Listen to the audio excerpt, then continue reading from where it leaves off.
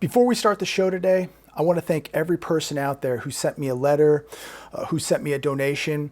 I could not do this without your love, your support, and your help. So thank you to every person out there for all the love, all the support, all the positive letters, for the donations. Thank you for all the prayers, all the thoughts. God bless every one of you. It's Thursday, June 27, 2019. It's going to be a quick video today.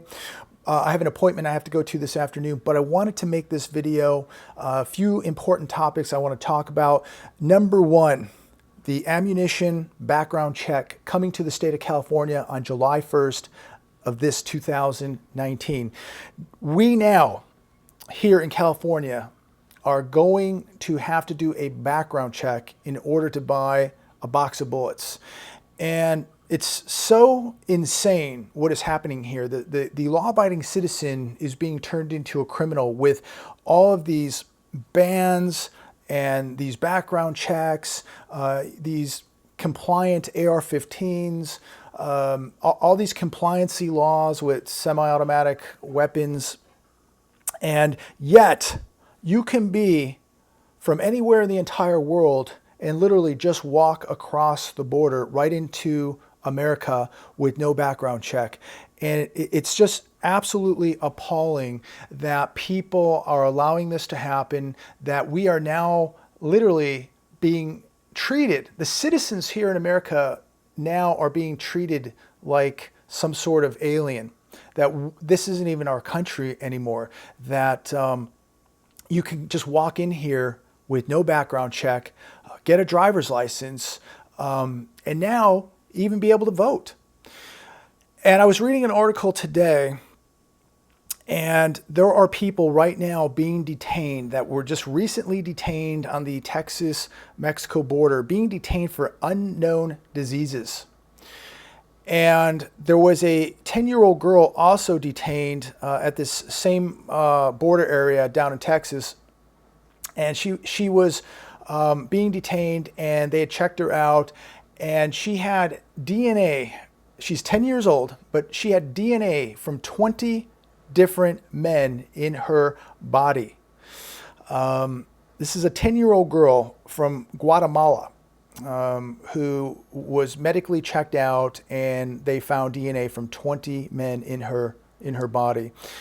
Now, ask yourself, where do you think those 20 men are now? They're here probably in America now, walking amongst us, walking past your 10-year-old daughter at the mall or at the grocery store. This is what now is walking around here in America among your children, among your wives, among your daughters.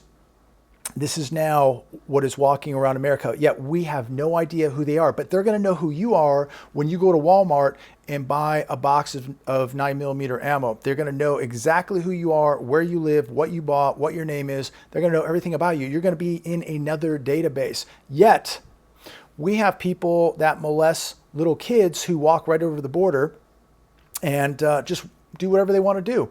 And nobody cares. There's no background check on these people. They just walk right in and do as they please. In fact, we're literally subservient now to these people, because we have to now, here in the state of California, we're going to be paying to insure people from all over the world that are coming here illegally. We're going to be insuring these people with health benefits. They're going to be getting free health insurance from the taxpayer here in California. So the taxpayer is going through the background checks into databases, but yet people from all over the world here go through no background checks, not going to be in any databases, going to be getting free health care, going to be getting voting rights, driver's licenses, government subsidies. I know that I'm going to get 100 comments with people telling me I need to get out of this state. I understand that, but it's easier said than done when you have work here, you have family here. So it's not that easy, but eventually I know that that is what's going to happen. This state is going down without a doubt. It is literally just being completely socialized, and it's so a shame. This once beautiful conservative state is just falling. But this is what's happening to our country. It's unfortunate. And yet most people just stand by and keep their mouth shut, don't want to say anything, don't want to rock the boat, don't want to be pointed out or labeled or judged. And I believe that the longer people keep being silent and being afraid of being judged and being afraid of being judged by family members, friends, people at work, what have you, or you know, strangers, the longer that we stay silent, the more our country is going to erode. And literally, we are just standing by with our mouths zipped shut, watching this take place and doing nothing about it. And it's really, really unfortunate to see what is transpiring here in this once beautiful state of California, and it's happening all over the country. But again, the citizens of California, the taxpayer of California, is now being treated like a two-bit criminal while he stands by, takes it, and continues to pay for this invasion. Let's talk a little bit about what's happening and how people are being affected by this economy right now, while the same people are having to pay for healthcare for people who shouldn't even be here, paying for healthcare for people who are coming from all parts of the world. Consumer confidence right now is nearly at a 2-year low. Consumers aren't spending with their disposable income, they're spending with debt. Now most people now are using credit cards to shop. And 25% of people are using credit cards just to pay for necessities. They're paying rent, they're paying car repairs, they're paying for food. They're paying to survive with credit cards. And you know, I always ask myself, what if people didn't have credit cards right now? Where would this economy be? Where would a majority of people be in the United States of America right now if they did not have credit cards? Especially when, you know, 44% of America doesn't even have $400 in savings put away. Most people are literally one flat tire away from being in very, very big trouble. Yet we have people getting deeper and deeper into debt because they cannot keep up with the price of things. They cannot keep up with inflation. They cannot keep up with the cost of food, the cost of housing, the cost of rent. They're having a difficult time. Yet it seems to me like America, this government, is turning its back on the people while they are really coming into hard times. A lot of people suffering. A lot of people living below the poverty line. We look at our urban cities, the amount of homeless. I look at Skid Row in LA. I look at what is happening right here in my area. People are getting tapped out. And there's always going to be wealthy people, and there's always going to be people that are going to do well. But we are starting to see a majority of people really, really starting to feel the pain, and especially the middle class. They're being absolutely decimated. And now the middle class in California is going to be paying for health insurance for people from other countries, when people who are middle class right now can't even afford their own health insurance because it is so expensive. You know, even auto insurance is out of control. But why do you think that is? Because when you have so many people on the roads here driving illegally or getting driver's licenses from all over the world, your insurance is going to go up. But we get penalized because we have so many people driving illegally on our roads here in California that the accident rate is so high. In fact, there was a list that I read yesterday, the 15 worst places to drive in the United States of America. Out of the 15, 6 of them were in the state of California. So figure out why that is, because you got people who shouldn't be here driving vehicles on roads, okay? We have so many people involved in DUIs here who aren't even residents of this country, and yet they just get basically a free pass to do whatever they want to do. But again, I'm seeing people getting very, very tapped out. I've said this many times. Drive by some of your area and you're going to see 4 or 5 cars parked in the driveway. Why do you think that is? Because So many people now are living together, family members living together, people having to have roommates. I know people who've bought houses and then rent out 2 or 3 rooms from that house to pay for that, to pay that mortgage. But we're seeing multiple families living together just to make it. I'm witnessing more and more Uber and Lyft drivers on the road. Every time I go out, somebody's got an Uber and Lyft sticker on their car. And so you've got people working a full-time job, then they're working a side hustle or 2 side hustles just to pay the bills. I mean, just think where we're at. Like, we're supposedly in this booming economy. Everything is doing great, but you've got to work 40 hours a week, and then you're working another 10 or 20 hours a week being a modern day taxi cab driver for Uber or Lyft, and you're still not getting ahead. And typically it's 2 or 3 people in a household having to work to make it. And so you may be the husband, driving 10, 20 hours a week with your Lyft or Uber car on top of the 40 hours a week you're working. Your wife's working, a part-time job, and you're having to take care of the mortgage, the rent, food, bills, your children, and of course any emergencies that come up, healthcare, insurance. It's just everything is skyrocketing, and most people here in America today cannot keep up with it. And all you have to do is just take a look around. It's right in front of your eyes. I can drive a couple miles from where I'm at here right now, and I'm going to see driveways filled with cars. In fact, they don't even park cars in the garage. You want to know why? Because they're renting their garages out, and people are actually sleeping in the garages too. So a lot of times you'll see cars not even parked in the garage because there's people sleeping in the garage. I kid you not, I've seen a lot of that over the past few years. We're seeing so many people sleeping on the streets here in America. And I've got to tell you a personal story. I went to a McDonald's the other evening and got an iced coffee. As you know, I will never go to a Starbucks. I will go to McDonald's and have an iced coffee. I will never give Starbucks a dime. And I recommend that you don't either. They hate your Second Amendment. It's a super liberal company. They do not like you. And so do not donate or give your money to Starbucks. But anyways, I went to McDonald's, got an iced coffee. It's very late in the evening, and it's in an area where there's kind of a newer gas station going up, and there's a Starbucks and a couple little retail stores and the McDonald's. And it's very late in the evening, and I pulled over, I'm having my coffee, and I look over to my left out the window, and there is somebody sleeping on the sidewalk or the walkway of this retail store, and they have a little cardboard box and a blanket, and they're sleeping in this box with a blanket. And it just really makes you think of where we are as a nation here in America, that my fellow Americans are sleeping on walkways and sidewalks in cardboard boxes with a blanket. Wow, people from anywhere in the world can walk over this border, walk in here, get free health care now, get a driver's license, have the ability to vote. Yet we're worried about all this collusion from other countries, like Russia.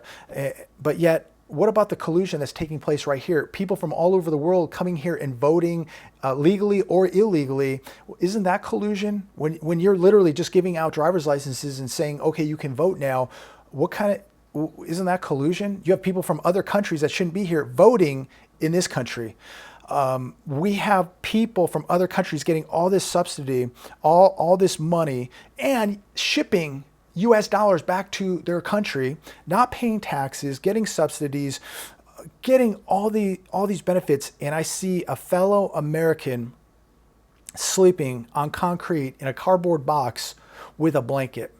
Absolutely appalling, repulsive, what our politicians have gotten away with, and how we have turned our back on our fellow Americans. Whether they could be a vet, they could be somebody with a mental disability, they could just be a person that fell into bad times, somebody that escaped an abusive relationship. I've seen and talked to women on the streets, as we've shot videos in the past, where they just had to get out of where they were at. They're in a very abusive relationship, and had nowhere to go. Now they're on the streets. And a lot of these people are very intelligent. They can hold a conversation. And yet we have forgotten about them. And yes, we do have a lot of people in the streets because of this drug epidemic. And yet again, what have we done about it? The borders are left wide open. Drugs are coming over today, right now as I speak. People from all over the world are coming over right now as I speak. Nothing's being done. Our military isn't down there. Nothing is being done. In fact, we're literally, down there changing diapers and helping people over. I look at the Border Patrol at the Rio Grande. They're just picking people up in boats and driving them over. I mean, they're literally just taxi cab drivers in boats driving these people over and processing them and then releasing them right into America. And we are really, I think, going to pay a severe price at some point for this. Again, I've said 100 times the amount of terrorism, cartels, gangs, pedophiles, rapists, murders, you name it, are coming over that border. And many, many people from parts of the world that absolutely hate this country and are here to do very, very evil things to your country. And yet people stand by, don't want to be judged, don't want to say anything, don't want to be called a name. So as we stand by and do nothing, our country's changing, and we are really, I believe, between the economic collapse and the social collapse that we are going to see transpire at the same time.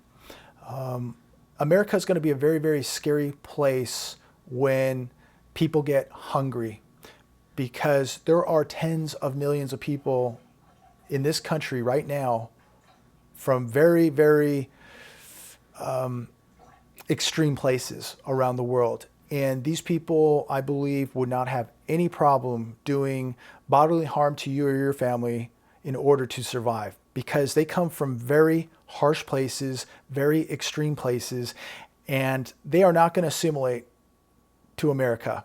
And they're never going to do that. They're here to take. They're going to be here to promote their religion, their law. And I believe that these people hate America so much that they really can't wait till the lights go out in order to fulfill their dream of terrorizing America.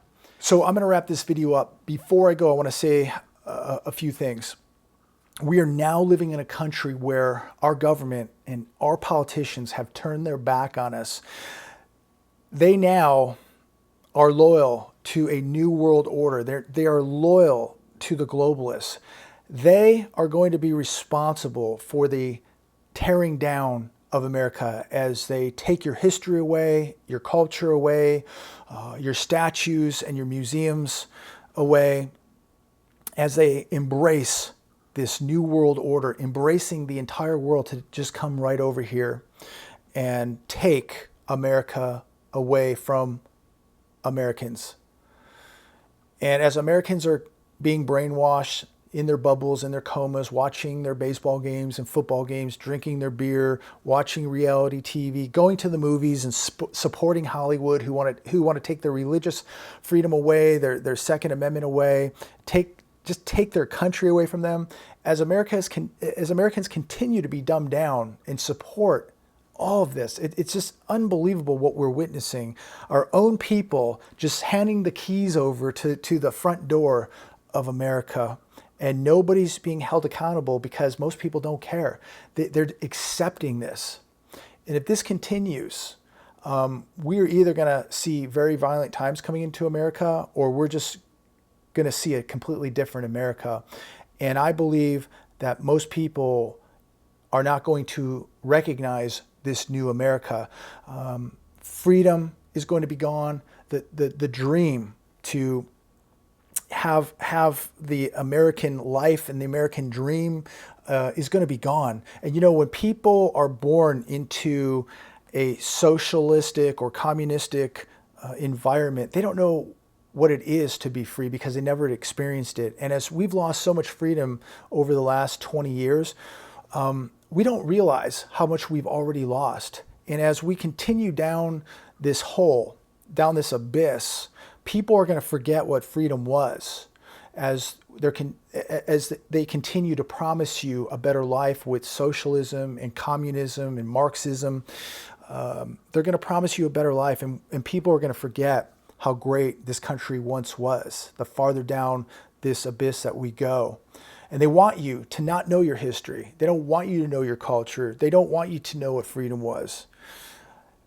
And I got to tell you, it's very, very scary times here in America, socially, politically, economically. We're watching this economy that is being based on the stock market. This economy is falling. It is collapsing. We are in the collapse right now. Yet they tell us everything is good because the stock market is good. The stock market is dependent on low rates. And if we don't get a rate cut in July, we're going to see more trouble surging in the stock market.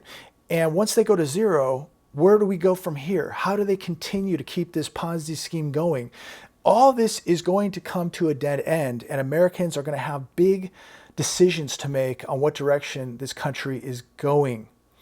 And I think that we're going to see some very serious dark times in America, because I think there are enough Americans left to say we're not going down this hole. We are not going to let this country fail. We are not going to let this happen.